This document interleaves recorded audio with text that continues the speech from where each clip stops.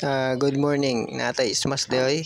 Today's video ismas ang atong buhaton aning ismas kay ato ni siyang i-full wave.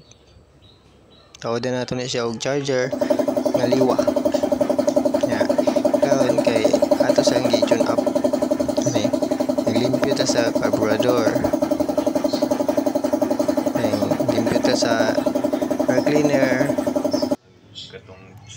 Na ikaw na ako nang giaboy ang iyahang stator kay atong i-full wave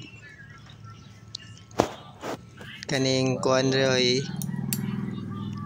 kaning ground kana ato nang kuhaon kay ato man siyang i-floating ding sumpayan nato na siya ato i-connect din ni sa yellow wire ding kana siya tangtangon po nato na i-floating na nato na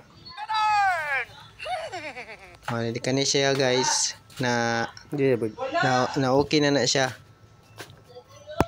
Wala. Atong testiyon. Testiyon na to ang yellow wire. Okay. Wala siya ground. Kaya floating man siya. Nabutas sa white wire. Nga red. Wala pa siya. Okay. Okay ang atong pagka-himong full wave. Nakaon guys, sumana siya taod. Tayon kitangtang ning usa nga wire guys kaning yellow. So sumpayan ako ng usa ka wire akong ipagaka sa taas guys. Siya kana mo na akong gisumpay. Pasakan nato na sa ibabaw.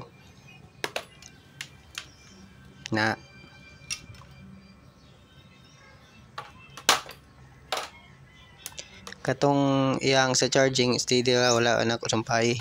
Ang sa yellow na guys mo na ni siya.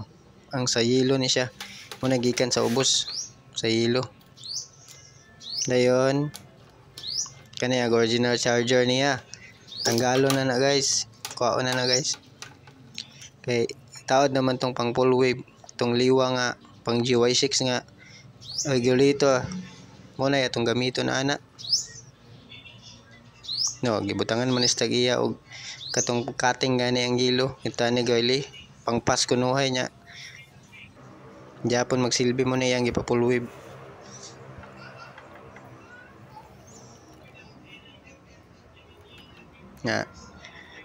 Ato na siyang tangtangon ng iyang gibutang nga gali pang cutting man na sa yellow wire. Mo ni atong gamiton nga regulator.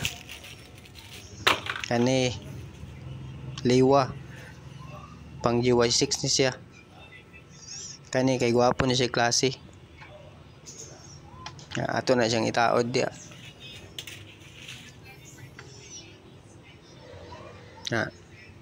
Kanang iyang sakit ato na siyang putlon then ato na siyang i-splice dia nya kanang original sakit niya diyon ato ilabtan. Amo na niyo kani siya mo nang yellow wire kung gikabit dia mo nang katong yellow nga gikan dito sa full wave sa ubos sa yang stator.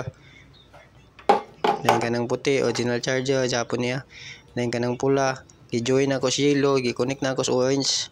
Limiter man niya nang itom akong gi-join pa pag uni mo sa yabi sa limiter masudlan siya kuryente pa dili mo guba atong baterya, dili mo overcharge. Mo na nagpaangin na nako na. Mo na siya. Yung testing nagpa-under guys.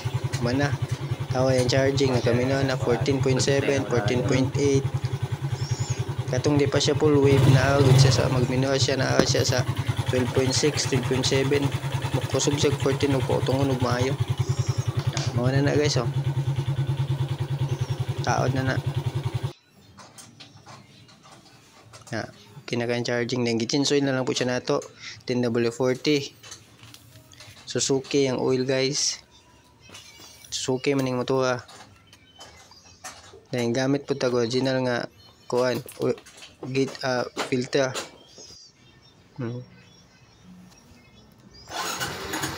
Managtaod na ko tanan ng cover. Testing na lang ta. Check test voltage. Unang andag start medyo ang baterya niya diferensyado na kay 2 years na. Hinay na jud siya pero madala kay maka-start siya kay kusog man yung ka-charger na kay full wave man. Muna na yung charging ug manual siya guys. So Smash 115 Ano siya? convert na to nag full wave. Oh.